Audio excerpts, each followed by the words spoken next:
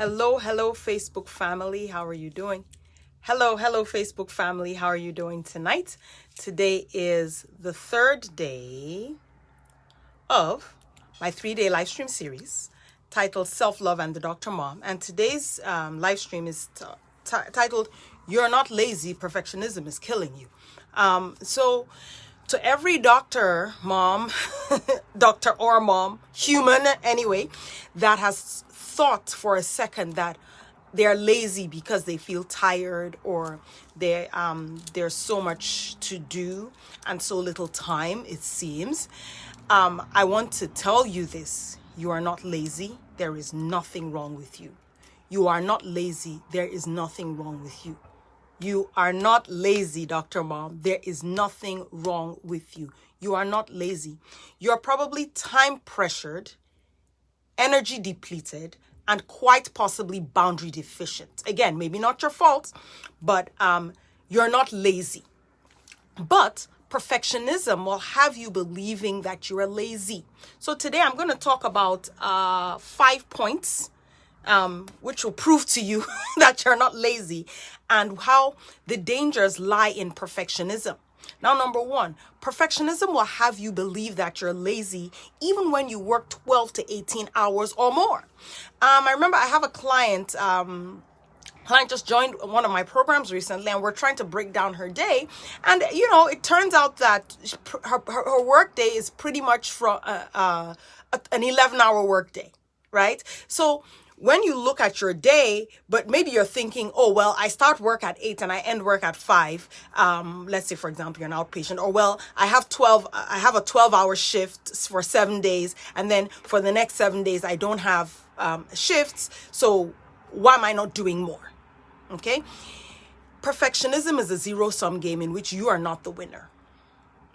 Perfectionism will have you thinking you're lazy when you're not actually lazy. You just have a lot of things to do.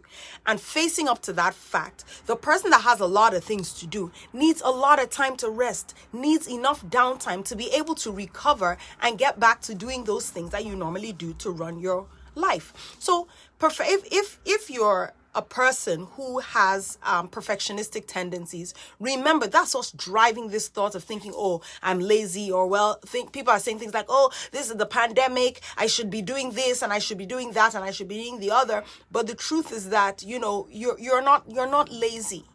If you're a physician and a mom, you have 2 full-time jobs already. Those are 2 jobs that you pretty much don't take a break from. How about giving yourself some grace and telling yourself, I am not lazy? Now, if you don't take anything from this life tonight, take that away. You're not a lazy person. If you can become a doctor and if you can be a functional mother, you're not lazy at all. It's just the fact that the perfectionism that is necessary in medicine, because you have to save lives. So you have to be as close to perfect as possible. It doesn't work for the rest of life. But what happens, we apply it to everything in life, and perfectionism colors everything. And what happens then? We're not happy. We constantly feel we're behind the 8 ball, and we constantly feel that we're lazy and we can never get anything done. That's a horrible, horrible way to live. Hi, Nazi, how are you? My hair, you like it? Thank you. It's a horrible way to live. Imagine working every day for 12 hours or more and still coming away with the feeling, not like I'm a superhero, but I'm lazy. Perfectionism is what's having you believe that. It's a false belief and you need to reject it. Now, one of the things, this is one of the things I'm going to be unpacking in my self-love course for Dr. Moms that is starting next week, Tuesday. I'm going to post a link, so sign up. We're going to be unpacking all of that stuff. I'm awesome. Thank you. Yes, perfectionism is a horrible way to live because perfection is not possible. Excellence is possible. Progress is possible. And excellence is not perfection. Excellence is doing the best you can with what you have. That's it.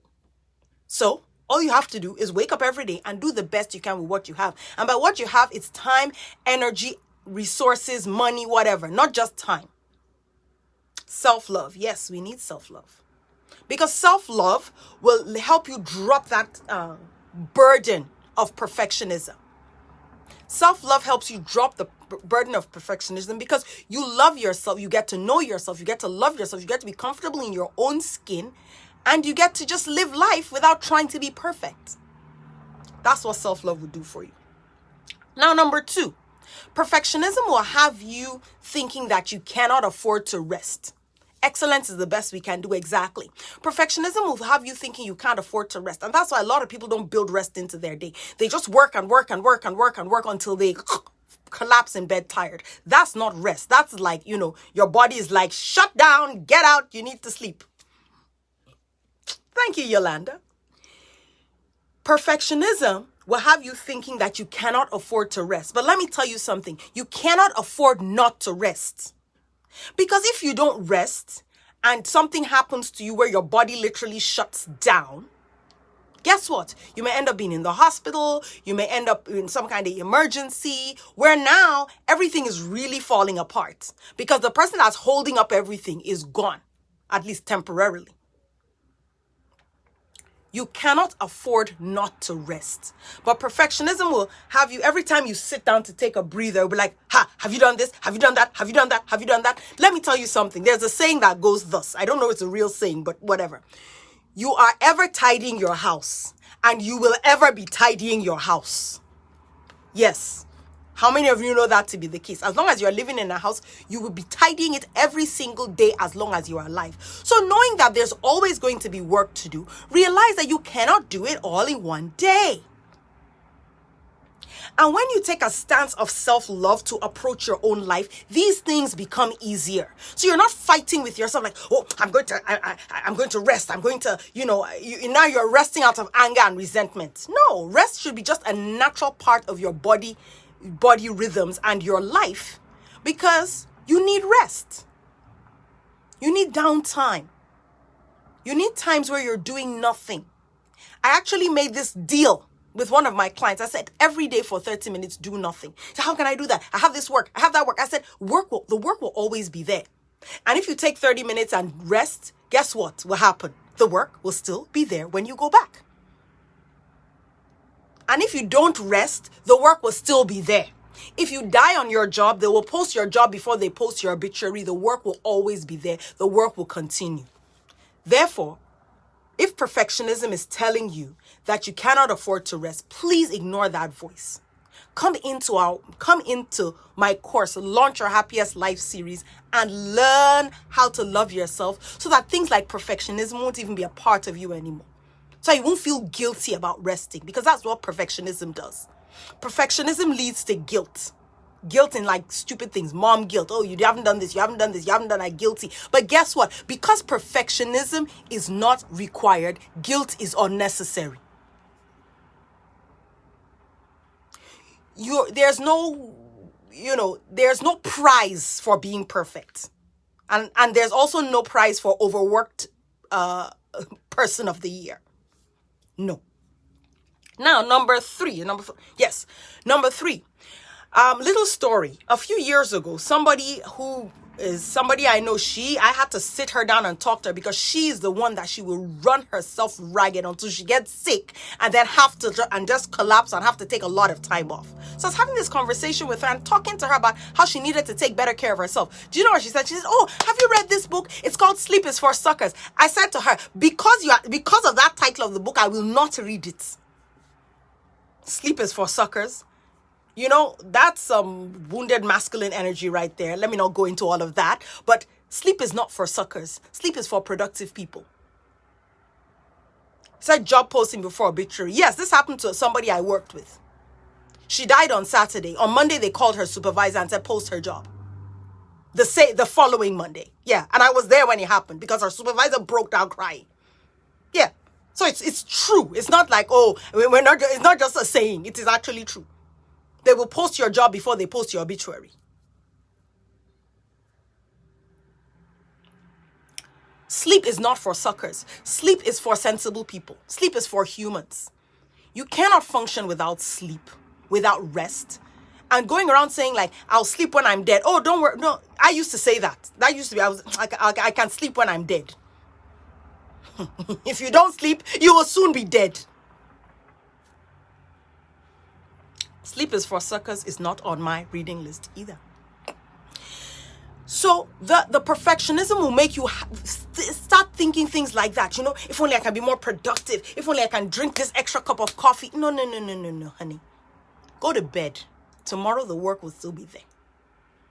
And I find, doctors, I'm going to say, let me just say women in general, carrying these heavy burdens of you have a job, maybe you're in school, looking after kids and a family, and still not feeling like they're good enough. So there's no strategy for that other than learning to actually love yourself and seeing yourself as a human being rather than seeing yourself as a machine. Self-love will teach you how to see yourself as a human and to apply the way you love other people and you show compassion to other people, to show it to yourself and see yourself as a person and not just a robot, a robot made out of bone in a meat suit. Piloting brain tech. You're a person, a human being, not a human doing. Number 4, perfectionism will have you feeling guilty about the rest you take. So first of all, perfectionism tries to make you think you can't afford rest. But then when you not finally get to rest, oh, I watch Netflix for 1 hour, I feel guilty. I'm like, feeling guilty for what? Did you kill somebody or did you rob a bank? Somebody help me. This is bad. This is bad. If you feel guilty about resting, it's bad. And here's the thing, it's not your fault. So when I say things like it's bad, I'm not blaming you if you're prone to such thoughts. It's not your fault. It's perfectionism. And perfectionism does not have to exist inside of you. It doesn't have to exist inside of you. It doesn't have to be a part of you. Oh, I'm such a perfectionist. That's not something to be proud of. It is not. So when you do finally take rest, your mind is spinning and thinking of, all the things you have to do. Guess what? If you're resting and let's say watching TV, hanging out, doing some restful thing like, I don't know, knitting, if you like to knit. I don't know how to knit, so, or whatever it is you want to do, coloring, crafting, knitting, resting, some restful thing. When your brain is thinking about all the things you have to do, guess what? You're technically not resting. So you're doing those things without actually doing them. You might as well mindfully rest, face your rest, and then get up and do those things when you are actually refreshed. But perfectionism will not let you have that joy. And what do? You replace perfectionism with self-love. Because self-love will help you see yourself as a human that you are, in all your beauty and vulnerability and your humanness and your tiredness and your not being a machine. You are not a machine. Perfectionism will have you think you're a machine, but you're not. So you're not lazy. Now, perfectionism is like a fake person and a fake identity that no one can live up to. A lot of times I hear people saying things like, oh, I'm sure other people do this, that, the other. And they make this list of this perfect person or perfect parent doing these things, right? And now, so you ask them, give me an example of this person, right? If they have such an example and you happen to talk to that person, guess what? That person also has an example of this perfect person that they're looking up to. And sometimes the perfect person is a humanoid, I'm going to use that phrase, of our own construction and making. One day I was actually in a coaching session and I asked, somebody was talking about how these people, and I said, who are these fictitious people? Yes, I'm a tough love kind of coach. I'm not the warmest. I do warm and fuzzy when I have to, but I'm the tough love kind of person. So if you are thinking of signing up with me, this is what you're going to get. It's tough, but it's love. There is no perfect person out there. It doesn't exist. Because when you finally meet them, guess what happens? They'll have some ideal perfect person they're looking up to. Perfectionism is a zero-sum game and you are not the winner. So don't be driven by perfectionism. Instead, be driven by self-love and let that, help you set reasonable standards and reasonable targets for yourself. You can't do everything. And it's okay. And even if you have things to do, they can't all be done in one day. They will never be done in one day. Like I said, you are tidying your house now. Tomorrow you will tidy it again. The next day you will be tidying it again and again and again and again and again. Some things never end. So if you're waiting for your work to end before you rest, or before you have this mentality of, look, I'm a human being, not a human doing, you will never rest. You will never rest. So, to recap, you are not lazy. Number one, let me see the comments here in the chat. Even machines break down and need rest too. Absolutely. Even machines break down. But it's so funny. People like to think they're like the super machine that will never break down. One day just break down and that will be it. Ooh, somebody says a partnership in fruition. Sure, why not? I'm always eager to collaborate with people who want to collaborate with me. With people of shared values. Now, I'm going to recap. Number one, perfectionism. You're not lazy. Your problem might be perfectionism. One, perfectionism will have you believe you are lazy even when you're working 12-hour days. Perfectionism will have you thinking you can't afford to rest. Perfectionism what makes phrases like sleep is for suckers. Sleep is not for suckers. Sleep is for you and me. Perfectionism will now have you, when you finally take rest, perfectionism will have you feeling guilty about the rest you take. And perfectionism is a fake person, a fake idea that no one can live up to. How do you defeat bad ideas like perfectionism? Good ideas like self-love, and seeing yourself as a person worthy of love, of compassion, and of care. So in my upcoming course, I'm going to be, our first module is going to be talking about how to practice self-love and compassion. Because it's easy to tell people, well, don't be a perfectionist, just love yourself. And the next question is how? I still feel I have to do this. So I'm going to be breaking down the how. Then the second module is talking about ditching Dr. Mom guilt once and for all. So by the time you're done, no more guilt. Guilt is not going to be a part of your life anymore because it's unnecessary. Number 3.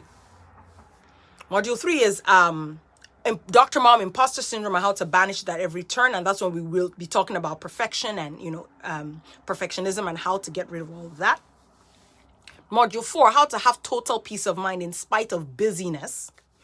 Number 5, children do not make the rule, setting effective boundaries with your children. So, I will be putting the link in the comments, sign up. So now here's the thing. If you're watching this, it's like, well, I'm watching this, I'm not a doctor. If any of these modules resonate with you, join the course. Because doctor or no doctor, you will get something from it. My book, Physician Heal Yourself, I wrote it for doctors, but here's the weird thing. Most people who buy it, who have reviewed it and read it, they're not doctors. And they're not doctors and they're not women. So if you find something in there that resonates with you, you are absolutely welcome to join. We'll be in a Facebook group. We're going to share our wins. It's going to be via Zoom, recorded calls. You'll have lifetime access to the calls anyway, so you can watch them again and again. So once you join, you never lose them. So, join us. I'm going to put the link in the comments. And today is the last of my 3-day live stream series. If you want to watch the replays, you can scroll through my page to watch them. They're up. Or I will be posting a link to my YouTube channel and you can watch them there. I'll also be posting them on my podcast. You can listen to it there. So, and if you feel, well, I'm not a doctor, I don't want to do her course, tell other people. Most people know a physician who's a mom as well. And a lot of people these days know a physician or two who is struggling in some way with, balancing everything and constantly coming up feeling inadequate. By the time you're done with this course, you will not have feelings of inadequacy anymore. You will learn to love yourself, balance your life, and put everything together so that you just live a happy life. That's why it's called Launch Your Happiest Life.